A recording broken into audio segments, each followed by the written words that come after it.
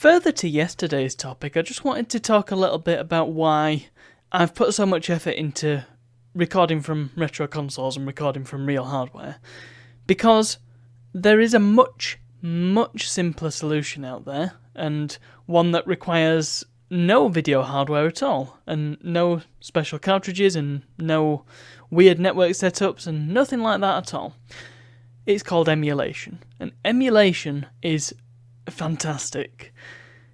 If you're not sure what an emulator is, essentially, for all intents and purposes, it's a piece of software that allows you to play games from certain consoles and other systems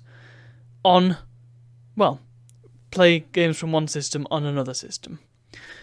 The most common use case is retro consoles on your PC. And there are other examples, such as the Wii Virtual Console and the Switch, whatever they call the Virtual Console thing on there. The Xbox backwards compatibility, that's emulation.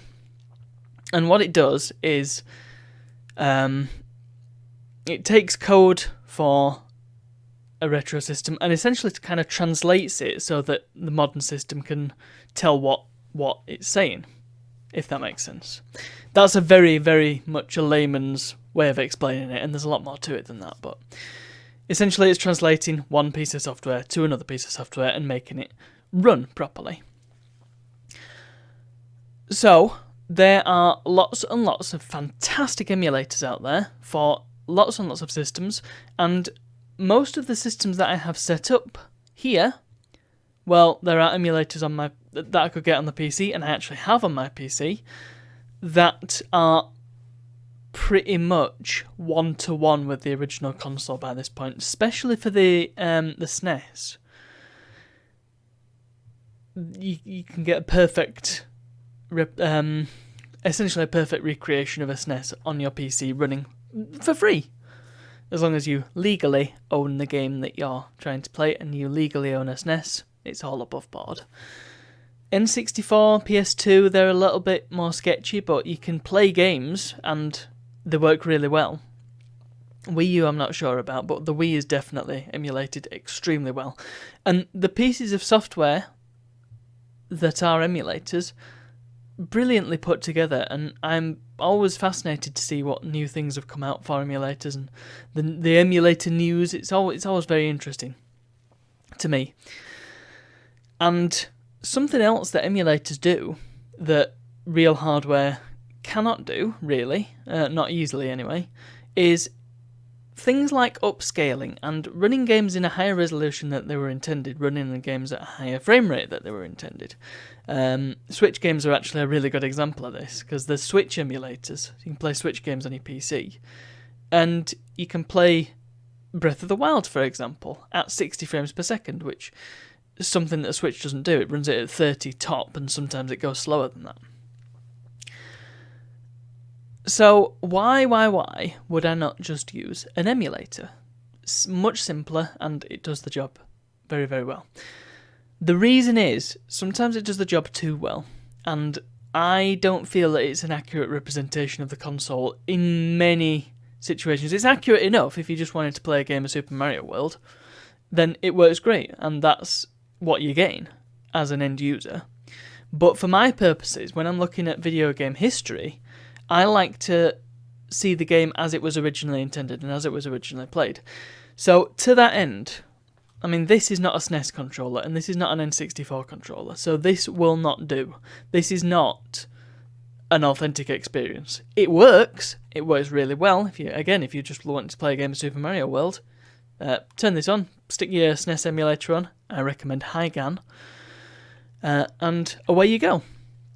But that's not a SNES controller, and that's not the authentic SNES experience. So, not interested, basically. And the same goes with the N64 and the Wii and the Wii U. The Wii is a fantastic example because there's no real way. I mean, there is, it's a bit of a faff, but to get the actual Wii experience, well, you need a Wii remote, and that only really properly works with the Wii. Somebody will disagree with me on that, but whatever. You get the point. Point is, the Wii Remote and the motion controls are what make the Wii what it is. And so, and the Wii U gamepad as well is another good example. The DS is a fantastic example because there's no real proper way, unless you've got a vertical monitor, it's never going to work the same. And then you've got the touch screen, and it's all a thing. So that's my reason for not emulating. That's not to say that I never emulate, and I don't want to come across as a snob or as elitist, because, like I said, I think emulators are brilliant, and I think they are, for most people, they are the way to go. They are cheaper than collecting retro consoles. You don't need a CRT. You can get you can get some great CRT filters even that look fairly authentic these days. You can get a game to look like it probably would have back in the day. You can even put on like composite blurring and things like that. So they're a fantastic option, and I would strongly recommend them. Do your research first. Don't play games on things like EPSXE. That's the thing. I'm not personally about upscaling certain games. Switch games, yeah, go for it. N64 games, maybe. PS1 games, no, absolutely not. PS1's got a look, and it only really works in 240p. But that's just me. Do your research. There's a great website, I'll put it in the description, Emulation General Wiki, I think it's called.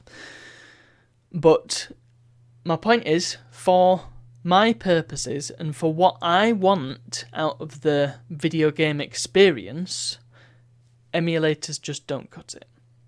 But sometimes I do use them in case A, I haven't got the system, B, I just need a quick bit of footage of something, and C, it's going to be a faff to get the real system up and running. There's tons of use cases. So, that's that's my stance on emulation. It's brilliant, but not for me. For most purposes. I'm going to stop there. To quote myself on many vlogs, I'm rambling now. So thank you very much for watching, and I'll see you all tomorrow.